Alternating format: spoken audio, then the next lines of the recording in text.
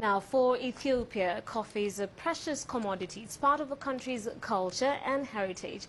But recent fluctuations on the international market have caused ripples in the country right down to the consumer. CCTV's Tom Walsh traces a path that this dark beverage cuts through Ethiopian society. The local name for it is buna. But for many Ethiopians, coffee is not just a recreational drink, it's their daily medicine. This East African country is considered the birthplace of coffee. So important is this beverage to the country that great care is made by the authorities to ensure its highest quality for international export and the local market. Tomoka is one of Addis Abeba's original coffee shops.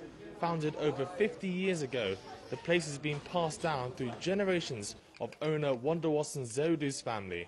Ethiopian coffee is very famous because people drink it here. It's a habit, it's a culture, it's part of us. Here at the Ethiopian Commodity Exchange, coffee is bought and sold for local and international market. 85 to 86% of coffee traded in Ethiopia takes place on this floor. Coffee is the major export for the country. It generates a lot of foreign currency revenue, and it's one of the top commodity earners and exported as well. Buyers in khaki coats and sellers in green coats shout out prices. A deal is confirmed when both sides high-five each other. Up until recently, the price of coffee has remained high, and it's only in the last few months that the cost per kilo has dramatically dropped. However, the ECX policy dictates that prices should not change more than 5% in 2 consecutive days. And with Ethiopia's export market worth over $1 billion, this gap in the price has had huge consequences. The price of coffee as traded here at the Ethiopia Commodity Exchange makes a big impact on the market in Ethiopia. If, as recently, it's been traded too high against the international market, it affects everyone right down to the consumer. For Wonderwason and his customers, this fiscal year has been a difficult one.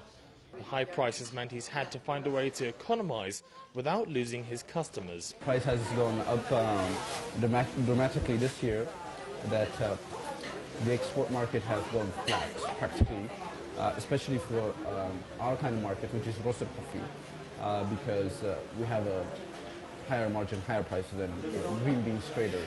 Our export is below target of our company, and we expected that when we saw a higher price coming, but we hope that we can recuperate this year as prices have been coming down. 50% of coffee grown in Ethiopia is for local consumption.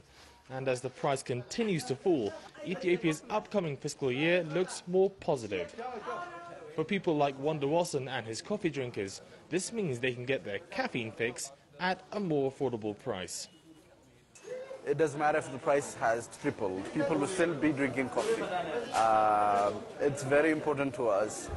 If it's not for the foreign currency, Ethiopian will say to you, we don't want to export our coffee, we want to drink it all here. Tom Walsh, CCTV, Addis Ababa, Ethiopia.